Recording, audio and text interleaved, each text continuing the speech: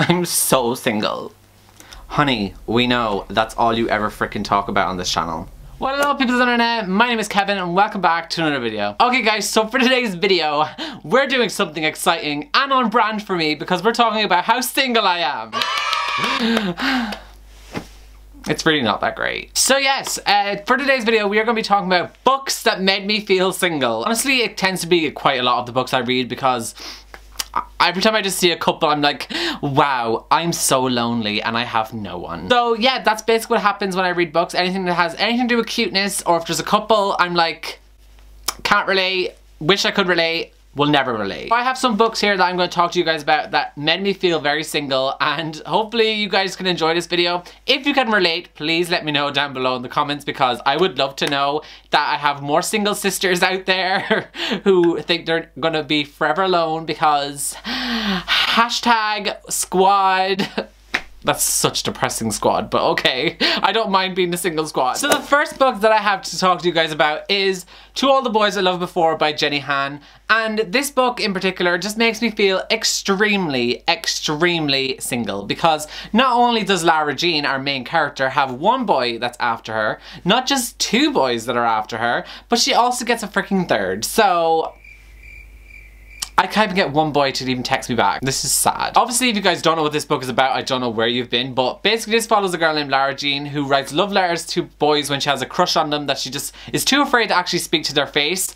Me, I honestly relate a lot to Lara Jean. She writes letters and then one day these letters get sent out to these boys and then stuff happens. Maybe the boys like her back, maybe the boys want her. Who knows? You guys have to read it and find out for yourself. Or if you haven't watched the movie on Netflix, I don't know why you would never have watched that already because Noah Centineo, actual bae. I just need a Peter Kavinsky in my life and I know I do, and that's why I felt extremely single when I read this book because I need a Peter Kavinsky, and I'm so happy that so many people in the world have a Peter Kavinsky in their life and a boy like that, but I don't. So yeah, this book just makes me feel extremely single. It's also just a really, really a cute and adorable book, and I ship the relationship in this so much, and I just love it. Like, I just love this book. It gives me all of the feels. So the next book that I have to talk to you guys about is A Court of Mist and Fury by Sarah J Maas, and you shouldn't be shocked that this made it onto this list at all because that says everything, really. So obviously I am trash for Reese, as we all know. We are all very well aware of this at this point, and if you're not, I don't know where you've been. So yeah, Reese comes into this book a lot. In this one, I'm trying not to give away spoilers here because this is the second book in a series. I want Reese as my boyfriend. As much as I have my pillow, and me and Reese, the pillow, have a great time together at night, I would actually prefer to have a real life Reese, as I don't want him to hear, so I'm just going to say this very secretly. He's a pillow, and also Reese is fictional, so I want a real life Reese. I really want to reread it as well, but like, if I reread this book, I'm just gonna feel all those emotions again, and then I'm gonna remember that I'm still alone. Do I want to put myself through that? Kinda do, but still. The next book that I had to talk about is Simon vs. the Homo Sapiens Agenda by Becky Albertalli. This is just the Love Simon movie edition of the book. And you guys, once again, you should not be surprised if you see this book on this list because Blue and Simon are everything. And me saying Blue is not a spoiler. If I actually said the person's real name, that would be a spoiler. I'm also assuming that a lot of you guys have read this or you've seen the movie, so I'm still not going to give away spoilers just in case.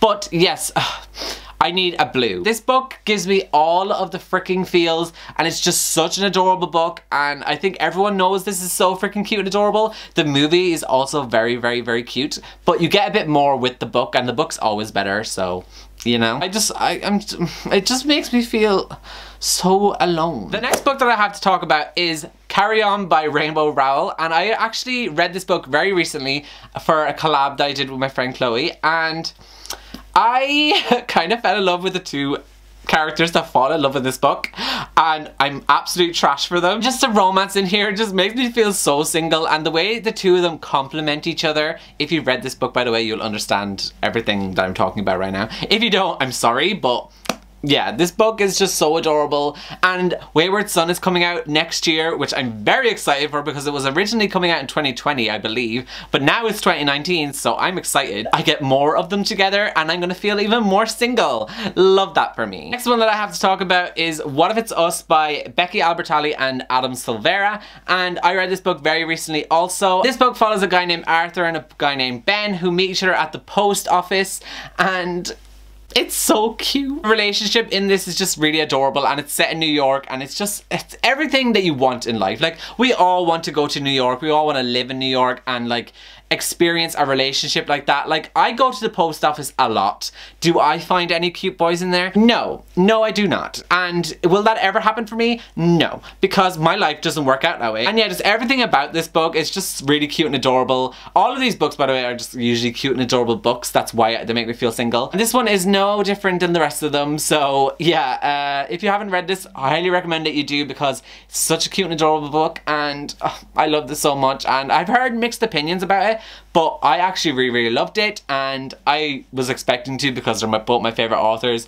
But I really hope you guys, if you do read it, you love it. And the final book that I have to talk about is Kingdom of Ash by Sarah J Maas. Now, this might be a bit of a weird one to throw in here because it's a big fantasy book, but this is the final book in a series, and basically all of the couples get together in the end. Like, everyone's getting together while I'm reading it, and I'm just like, where's my person?